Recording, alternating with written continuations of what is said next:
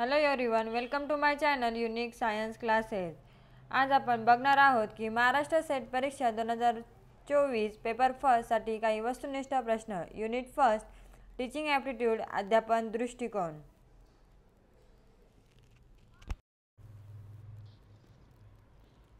Hello everyone, विभाग 1 अध्यापन दृष्टिकोन मीन्स टीचिंग ॲप्टिट्यूड।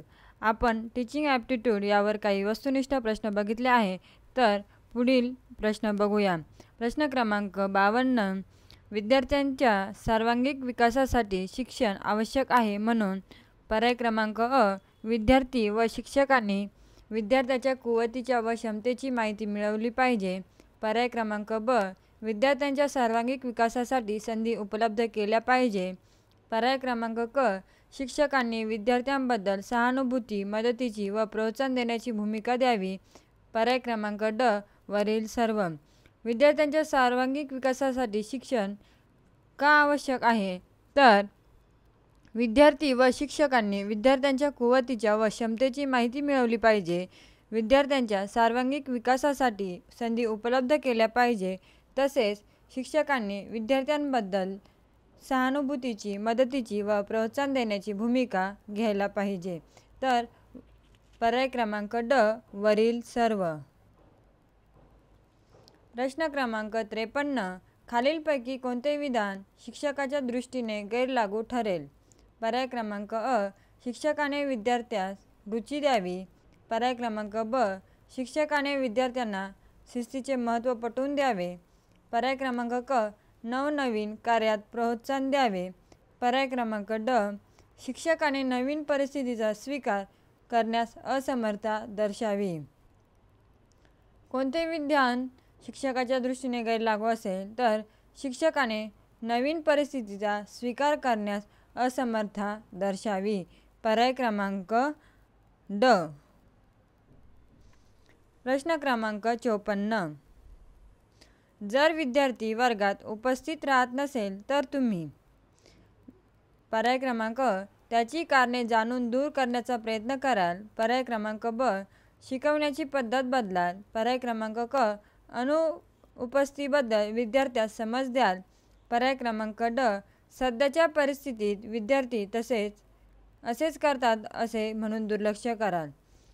विद्यार्थी उपस्थित नसेल राहत तर त्याची कारणे जाणून दूर करण्याचा प्रयत्न कराल। पर्याय क्रमांक अ। प्रश्न क्रमांक 55, शैक्षणिक क्षेत्रात येणाऱ्या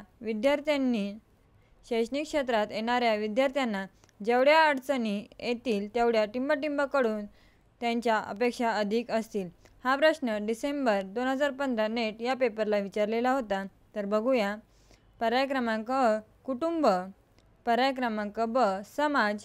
पर्याय क्रमांक क, समाज। पर्याय क्रमांक ड, राज्य। पर्याय क्रमांक क, समाज।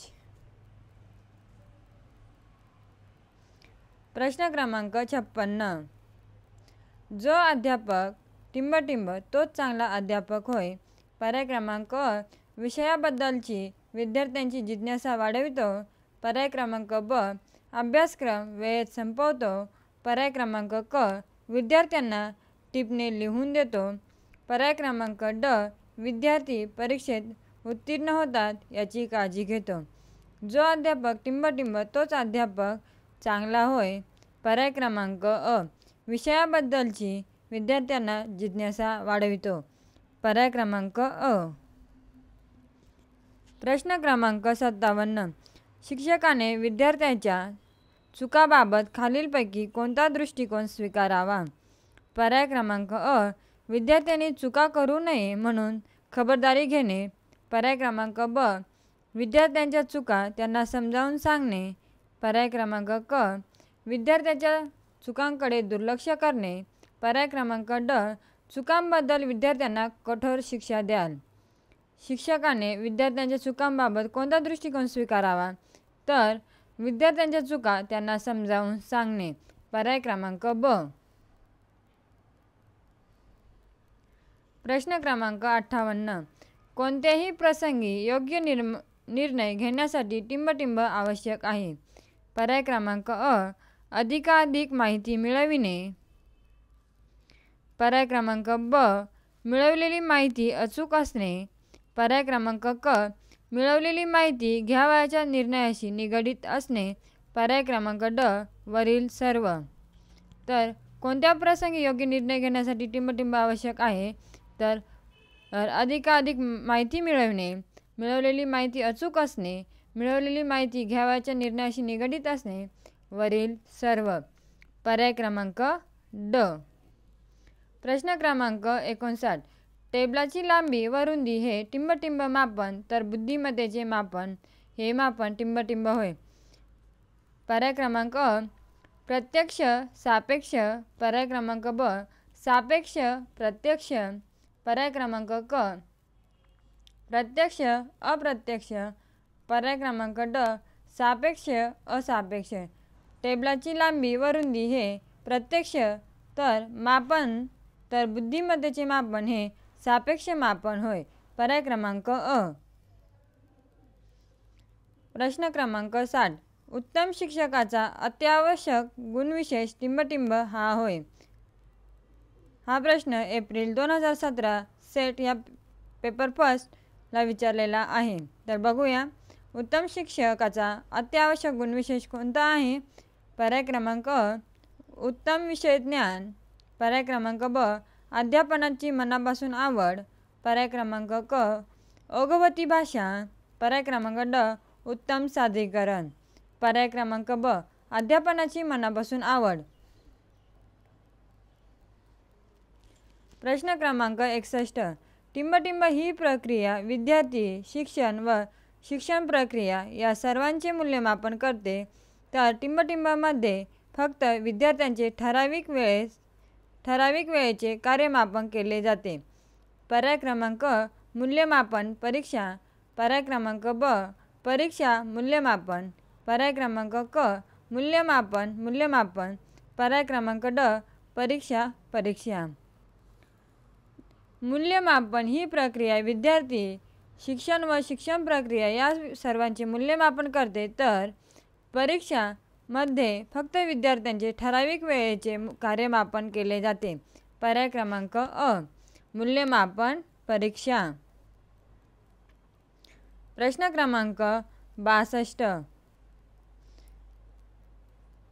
पारदर्शिका व मॉडेल या अध्यापन साधनाच्या वापरास उत्तेजन दिले जाते कारण. पर्याय क्रमांक ए. अध्यापकाचा वेळ व श्रम यामुळे वाचतात. पर्याय क्रमांक 2. ते अध्यापनास पर्याय ठरतात. पर्याय क्रमांक 3. ते अध्यापन प्रक्रियेस पूरक असतात. पर्याय क्रमांक 4. ते विषयाचे ज्ञान पक्के करतात.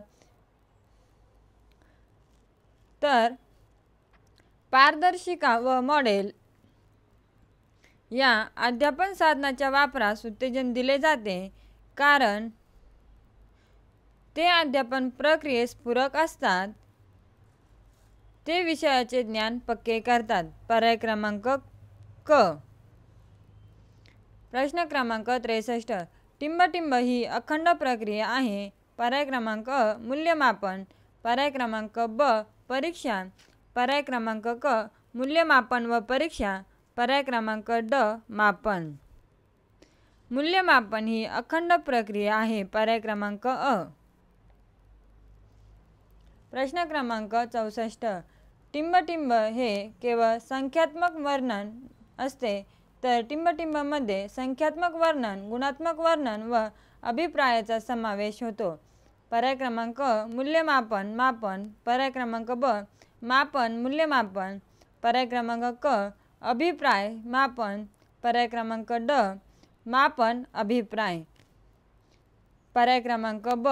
मापन हे केवळ संख्यात्मक वर्णन असते तर मूल्यमापनमध्ये संख्यात्मक वर्णन, गुणात्मक वर्णन व अभिप्रायाचा समावेश होतो. पर्याय क्रमांक ब. प्रश्न क्रमांक 65.